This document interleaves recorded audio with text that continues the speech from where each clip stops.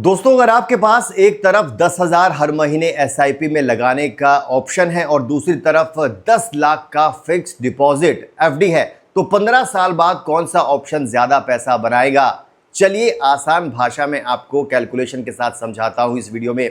सबसे पहले जानिए एफडी क्या होती है। एफडी में आप एक बार पैसे जमा करते हैं, बैंक आपको फिक्स्ड ब्याज देता है। अभी 2026 में अच्छा एफडी रेट 7 से 8% चल रहा है, मान लेते हैं 7.5%। 10 लाख एफडी 15 साल में लगभग 30-31 लाख हो जाती है।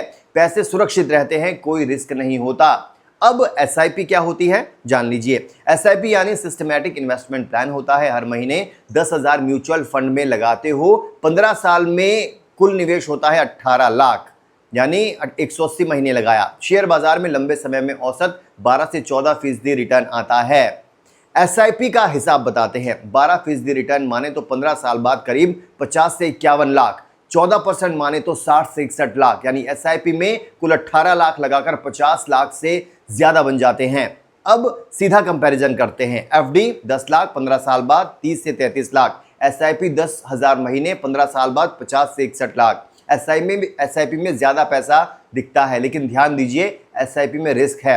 बाजार ऊपर नीचे होता है, एफडी में पैसा सुरक्षित रहता है। असली फर्क क्यों पड़ता है दोस्तों? एसआईपी में कंपाउंडिंग का जादू ज्यादा चलता है क्योंकि रिटर्न ऊंचा होता है।